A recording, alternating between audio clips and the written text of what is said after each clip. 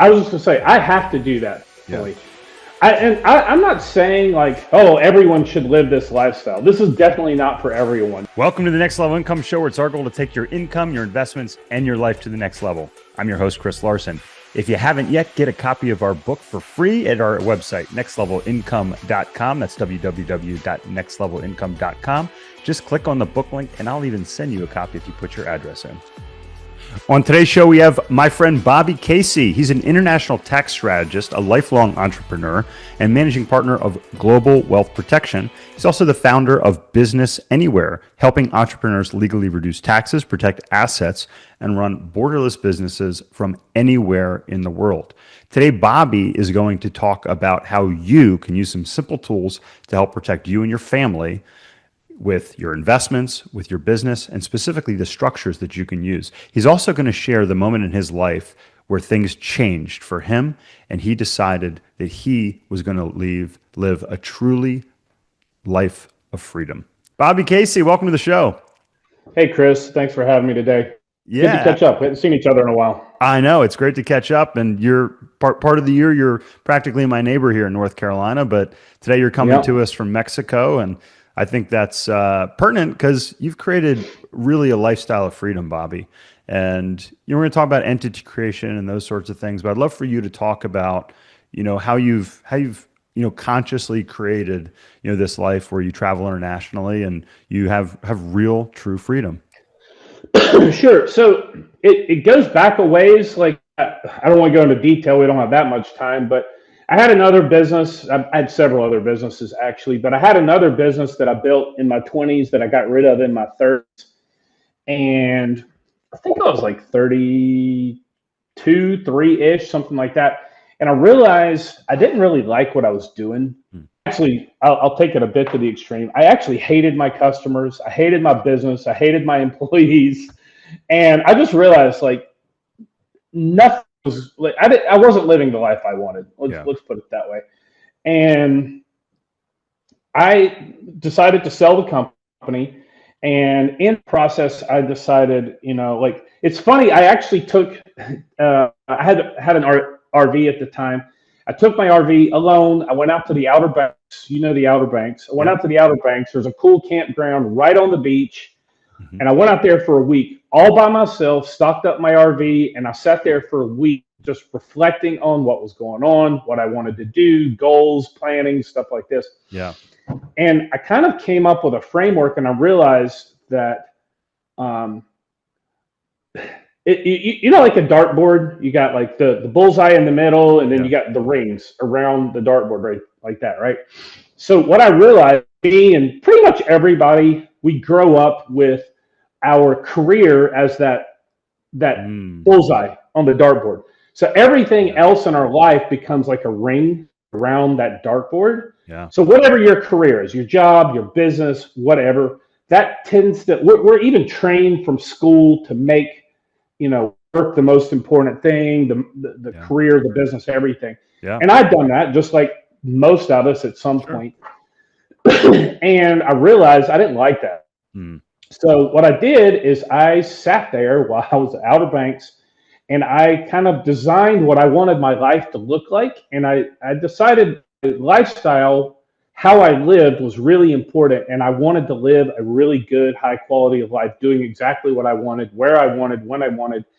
And in order to do that, what do you need? Money, right? So I decided to build a business that became a ring around my bullseye instead of the other round. So like if your career is the ring, everything else has to fit that ring, right? Like where you live, everything, where you live, where you go to lunch every day, where you go on vacation, what your hobbies are. Like if you're from North Carolina, it could be golf is a big hobby. But if you're from, I don't know, like the Colorado Rockies, you probably don't play a lot of golf, right?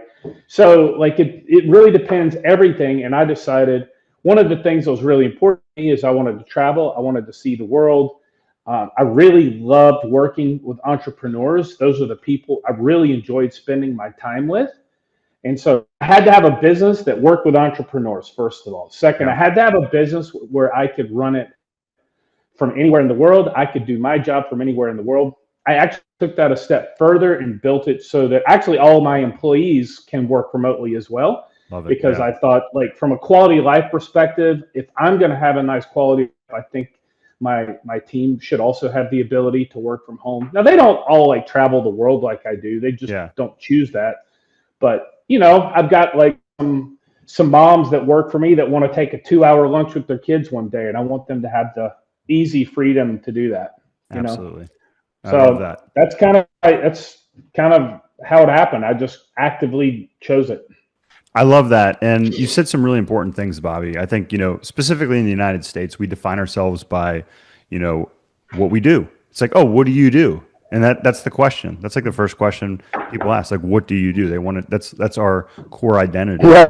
We're taught that from a very young age. Yeah. And, it's even being in the DC area for several years. A lot of people are like, well, I can't move from here because I work for the government. I work for a government contractor. And they wall off even the thought of being able to do anything different than that versus, Yeah. looking at that. And that's one of the first things that I've always taught my coaching clients is create your 3-year vision and then work backwards from that. And I think it's really important what you did. I've had some of my most important shifts in my thinking, shifts in my life when I've been out in the wilderness, camping in the middle of Utah, like we were talking about your hike with your kids in Utah, where you're away from technology, being in the Grand Canyon for a couple weeks, where you're forced to think not just for a little bit, but really, really think outside of the bubble of technology and the day-to-day distractions that we have. So I think if you're listening to this, I know we're going to talk about kind of the structure of how you've done these things, Bobby. But if you're listening, I would really encourage you to do what Bobby did: is take even a day on the weekend, get out, go for a hike, get out of your house, get out of your office, go somewhere where you can free your mind up and say, hey, what am I missing in life? Go ahead. I was just gonna say I have to do that. Yeah. Really. I'm not saying like, oh, everyone should live this lifestyle. This is definitely not for everyone. One of my best friends from North Carolina, he's 53 years old, never had a passport, and the biggest travel for him is driving 3 hours to the beach in his camper with his dogs. Yeah. And he lives an amazing lifestyle. And that's fantastic. What I do is not for everyone, so it's not like, oh, you got to do this. And to be fair, also, I don't think I could build, for example, I don't think I could build $1 billion company living the way I do. I don't think Steve Jobs or, Elon Musk or Jeff Bezos, I don't think they could build what they built living the lifestyle I live. I just don't think they're so career focused. And I think there is a time and a place for that for the right people. It's just, I didn't want to live like that. Yeah. And that's a great point.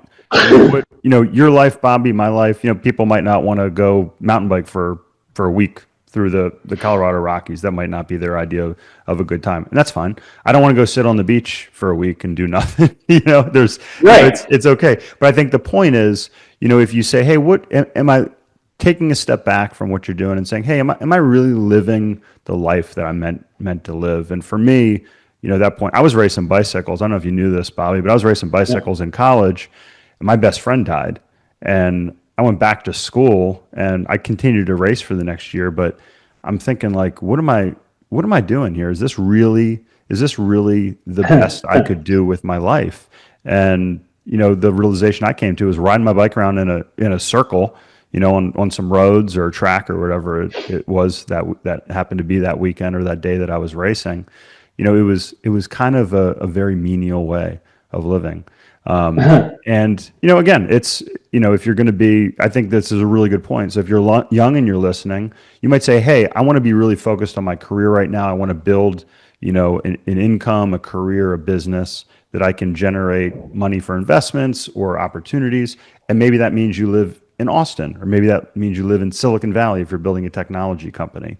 And it doesn't have to be, Mexico. It doesn't have to be, Asheville, North Carolina, where I live. But I think that's the main point, is really taking a step back and deciding what you want out of life, and then reverse engineering your decisions to get you to that point.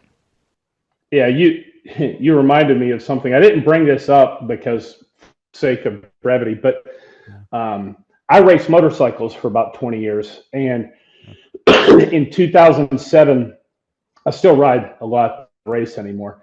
And in 2007, I had a motorcycle crash where I mean, I was in a coma for a week. I almost died. And wow.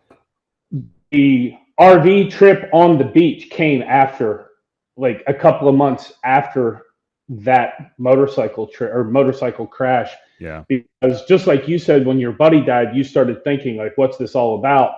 Yeah. And I had the same thoughts when I kind of woke up and started thinking about, man, I almost died. Would I feel like I lived an amazing life if I would have died in that wreck, or would I have just been working all the time, going to the office and that sort of thing? And it was a big defining moment for me to like refocus my priorities. And I do think you can build a good business travel. I do think you can make a lot of money traveling. I definitely think it's possible. I've got a lot of clients doing it in my consulting side. I got a lot of clients living kind of nomadic life that make seven figures. Yeah. I just don't think you're going to build $1 billion company doing it, because if to build $1 billion company, you are living, eating, breathing, sleeping, work. You're sleeping 5 hours a day and working 19 hours a day to build $1 billion company. Absolutely. I don't think that's conducive to, hopping around from country to country every couple of months. Yeah. And I think that's one of the challenges in today's world. The school system, it builds you for a career, it does all these things. It doesn't really teach you how to think. And, we have different phases of our life. If you want to be a professional athlete, you have to give up. Like, I wasn't going out and partying and drinking on the weekends with my friends because I was training, I was sleeping, I was doing that. And that was the right decision for me at the time. If you're building a business, that's what you're focused on at the time. If you want to have, right now, my primary focus is my family. My boys are teenagers. They're they're soon to both be in high school here, and it's a window. So, I think it's okay to acknowledge that we go through chapters of life, but if you can engineer and you can build your business and your career where you have the freedom throughout those chapters so you can pivot, it can be extremely powerful. And I think that's one of the challenges is if we get on those, those railroad tracks, so to speak, in some ways we get stuck on those and we say, oh, well, this is just the path I'm on. But in today's world, especially with the technology, the ability, like you said, hey, here, we're in two different countries, thousands of miles away, and we're having this conversation, which was only possible in person, like a decade ago, which is pretty. Started 20 years ago. Yeah, 20. You're right. Yeah, that's a better. Yeah, right. Skype was invented. Yeah, Skype was invented in 2004, and in my opinion, Skype was we had the internet, all that stuff, right? But Skype was a pivotal technological advancement that changed the course of work. In my opinion, Skype was probably the initial catalyst for the digital nomad movement, because it made it possible to communicate with clients and friends without coming home with $3,000 cell phone bills. Yeah. No, thank you for that correction. I do remember I was on a bike tour, and my son was 2 years old, and I got to communicate with him. And that was about 15 years ago, but 20 years ago, things really shifted. So Bobby, let's talk about like what is your business? Like, who do you work with? What do you do? And then let's get into some tools that our listeners can use today to help free them up. Sure. So I'm an international tax lawyer. I've been doing tax strategy for clients for 20-ish years. I actually started it while I was running my other company, started doing this. It was a weird situation. Basically, I hired somebody like me to help me. He became my mentor. We started working with some of my friends together as clients. And then when I sold my business, I kind of enjoyed that process because I was working with clients. I loved the problem solving, the puzzle solving aspect of it. And basically that's kind of how it evolved. And I started like doing tax strategy with predominantly location independent entrepreneurs, where we help them basically properly structure the companies, set up residency and tax residency in a tax optimized way, and deal with tax planning and how to deal with the structure. Because like a typical client of mine could be an American who's living in Thailand with a software company. And so you've got multiple jurisdictions at play there, and it gets complicated and confusing on, hey, where should I register my company? I mean, I'm an American, but I don't live in the U.S. I live part of the year in Thailand. Maybe I live part of the year in Argentina. Yeah. I've got a software company. Where should I register it? Once I do that, how do I pay tax? Where do I pay tax? Do I even pay tax? Like, there's a lot of different things to factor. And unless there's not a lot of people that do what I do in the small to medium-sized business scale. Like, you got like Deloitte that does this for large companies. Sure. Yeah. But like people like you and I, we can't afford Deloitte. We can't go hire Deloitte to do this for us. It's out of the realm. And it's really existed for about like I mentioned, the past 20 years. So there's not a lot of people that are doing it, because you got accountants that maybe in Des Moines, Iowa, and all their clients are in Des Moines, and they got 1,000 clients, and they got one guy that walks in the door and says, hey, I want to, move to Mexico. What should I do? Well, they don't know, because it's 1 out of 1,000 clients. So I specialize in that, and I've been doing that for years. And what happened was I've registered tons of U.S. entities for these people, because it sounds odd, but even for non-U.S. people, very often a U.S. LLC is the best structure for most digital nomads, because a U.S. LLC is a pass-through entity. It's a chartered entity for tax purposes, a single member LLC. And so you also get access to a high-level tech stack, because all of your big tech platforms are either U.S. companies or they at least work with U.S. entities. So it makes it easy to get like all the different tech things and Stripe and PayPal and banking and all that stuff. Yeah. For one. And two, it's a pass-through entity. So if you're a non-U.S. person and you're not actually physically doing business in the U.S., so like let's say you're a German with a software company. Yeah. And let's say your developers are in, I don't know, Ukraine. You got a customer supports in the Philippines, for example. Yeah. Well, you're not actually doing business in the U.S. So a U.S. entity, the income flows to you as the owner, but you're not doing business in the U.S. So you actually have no tax obligation in the U.S. Interesting. So you may have a personal tax obligation based on what your personal tax residency is, but wherever you would have tax residency in the world, you would treat that income as ordinary income, making it super simple to run your business through a U.S. entity. Yeah. The U.S. is the only country on earth where you can do that. Interesting. I did not know that. There is no other country like you can do like a UK limited partnership or a Canadian limited partnership, for example. And they are kind of sort of pass through, but there's a lot of limitations on what you can do with them. And there's a lot of limitations when it comes to banking and payment processing, unless a UK LP, you have to physically reside in the UK to open a bank account for that UK LP. Same thing with Canadian LP. Whereas a US LLC, I got thousands of clients that have never set foot in the US that have bank accounts, merchant accounts, Stripe, PayPal, everything. Yeah. And they can't even come to the US. They can't even get a visa to the US. But they run their entire business through there. So over the years in my consulting side, I've registered tons of companies for people, and out of pure laziness, I got tired of dealing with compliance issues, having to file the annual reports and renew them and stuff for all the clients. Yeah. So I went out and hired a developer to build software that automates all of it. So if you have an LLC or whatever, every year you get the notice from your registered agent, click here to renew. Yep. You need to fill in this form to file your annual report with the Secretary of State. Click here. You got to click here to pay the state fee. Our software fully automates all of that. Well, amazing. I built it out of laziness for my consulting practice, so we didn't have to do all the renewals. But then when I built it, I'm like, actually, that looks like a pretty cool business. So that's when we started off as BusinessAnywhere.io. Yeah. So basically, we do U.S. company formation. We're registered. We do registered agent service in all 50 states and territories.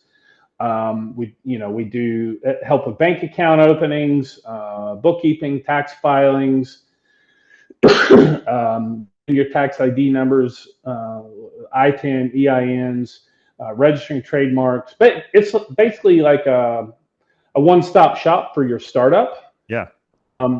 And we have a lot of education on there. Now, we focus kind of on two niches. It's basically location independent entrepreneurs or real estate investors. So we have a lot of education kind of for those two niches. Of course, a plumber from New Jersey can register an LLC with us. No problem. It's not like they can't do it.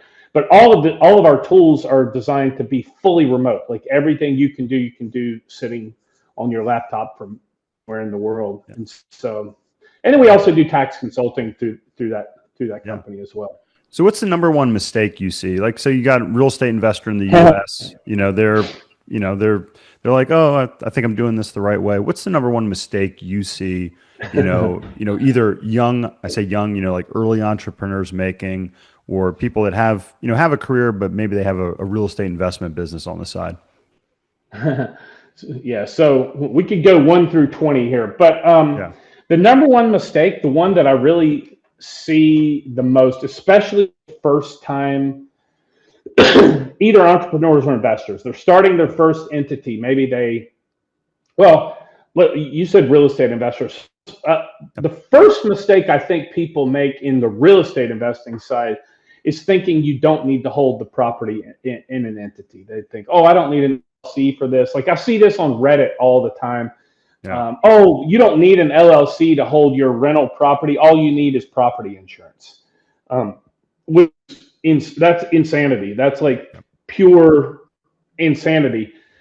People don't understand. Like they think, oh, I don't need to spend that couple $100 a year for that LLC. I'll just buy property insurance or a umbrella policy to cover the property. Mm-hmm. People don't understand. If you've ever done a claim on insurance, any insurance, it doesn't matter. Health insurance, car insurance, property insurance, whatever. If you've ever made a claim, you get the claims adjuster that comes out or calls you or whatever. They put on that big smiley happy face and tell you they're there to help.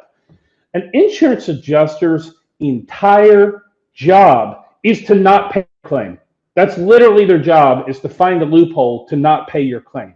That's why when you sign any insurance contract, which nobody reads it, there's 73,000 pages of fine print, and every one of those lines of fine print in that contract is a loophole for them to not pay your claim.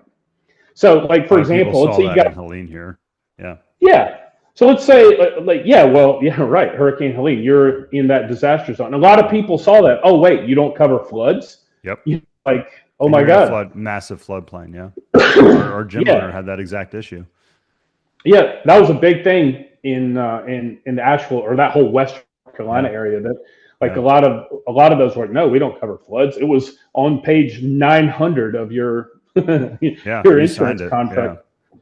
You signed that thing. I can't believe you didn't read it. But like little things, like you put a tenant in your house, you have no idea what's going to happen when you put a tenant in your house. They might have the best background check ever, but they might also have a 15-year-old son who likes to party and do drugs with his buddies at home, right?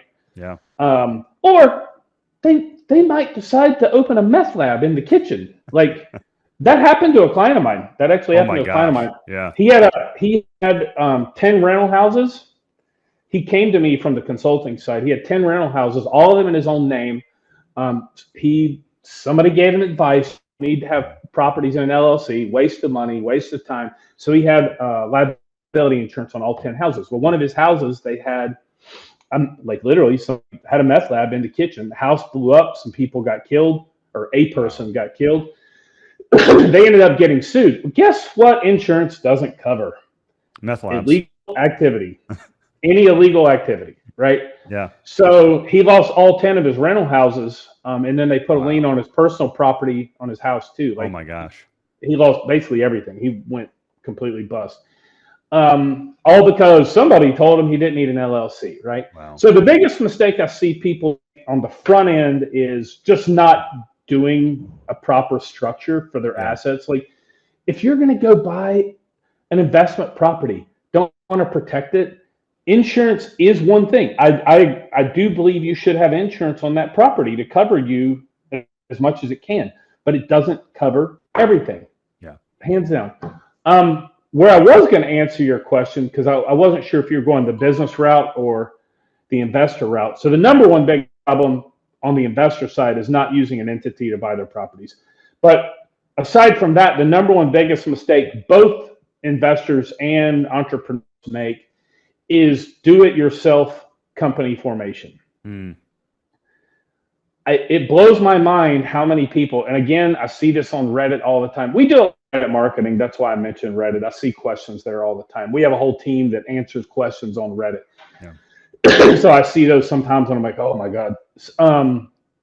But a lot of people are like, you don't need to hire somebody to help you register your entity. Okay, true. It's not necessary. You can go on whatever, the North Secretary of State website and register yourself. That's 100% true.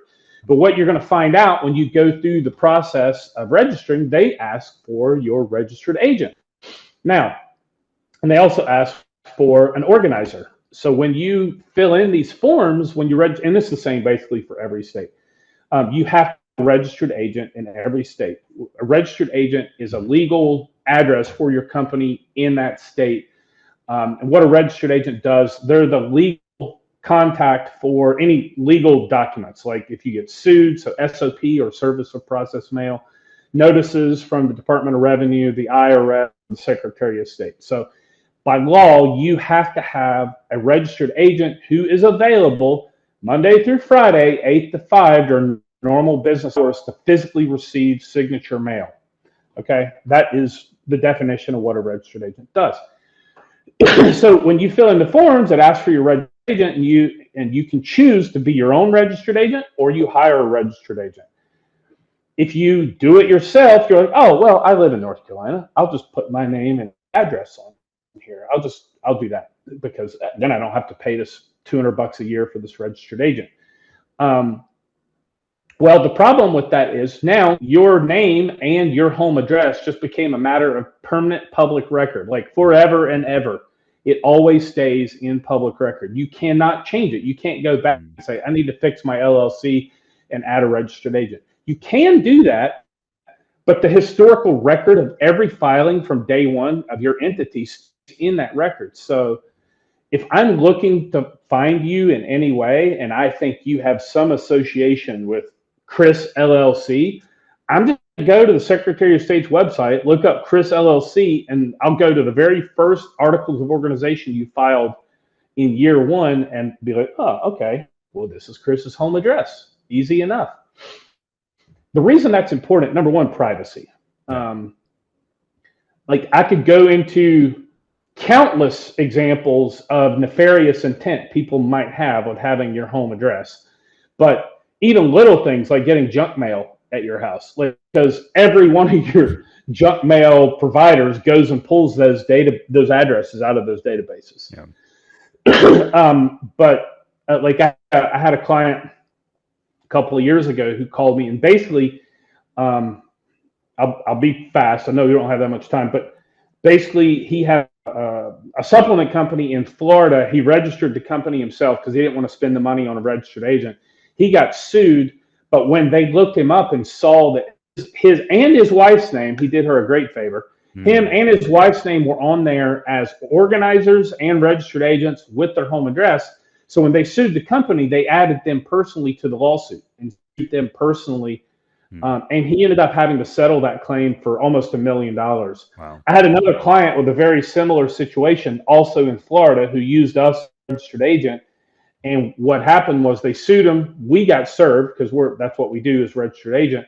He came to me for consulting, for advice, and what he said I do. And I said, look, if I were you, this is like a frivolous, like class action lawsuit, kind of a bullshit lawsuit. Yeah. I said, if I were you, I'd sit on it and wait 3 to 6 months to see if they continue to pursue, because class action lawyers don't get paid until they win. And so very often, if you don't respond, they give up. They don't see the gold at the end of the rainbow. So he waited it out for a few months and it went away. Interesting. Yeah. Almost exactly the same situation, but the way he structured the business was completely different. Yeah. So purely from a privacy standpoint, using yourself as a registered agent it's a horrible idea. I mean, you're literally talking like $100 to $200 a year to have a registered agent. If you're seriously in your business, like if the thing is a serious business for you, like it's actually providing for your lifestyle and your family and your future, like you can't be spending $200 a year is not a good idea to protect your future. Like to me, that's just crazy talk. But maybe I'm biased because I'm a registered agent. But actually, this is one of the reasons I started doing this. Is like one of the reasons I started the company is for like the asset protection benefits of using proper. So good. Yeah, that's pure gold, Bobby. And for our listeners that want to get in touch with you and your company, and you've got some great educational resources. I know you mentioned it earlier, but what's the best way for them to get more access to this information and learn how to take advantage of these tools? Sure. Yeah, our website, it's BusinessAnywhere.io. We have, I don't even know at this point, we probably have 2,000 blog posts on there on countless topics. I mean, we publish at least 2 blog posts a day.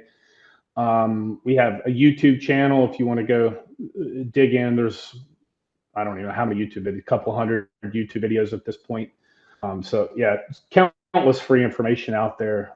Like if you go to our blog, we have a search bar at the top, just search keywords. It's way too much to scroll. We have like 2,000 blog posts. No, it's fantastic. And we'll have all this in the show notes. Bobby, it's always great to catch up with you. Thanks for sharing some great advice with our audience today. Thanks for having me, Chris. Take care. Cheers. My pleasure. Thank you. Hey, Chris here again. I hope you found this episode valuable. Now, I have one more thing to gift you. We have a page for my coaching clients where you can get a free copy of my book, as well as much more from previous guests on the show. Just check out nextlevelincome.com/coaching to get a free copy of my book, audiobook, and much more. I'll send you a copy of my book and cover all the shipping costs as a thank you for listening to the podcast. Also, please like, share, and take just 90 seconds to give us a rating on Apple Podcasts.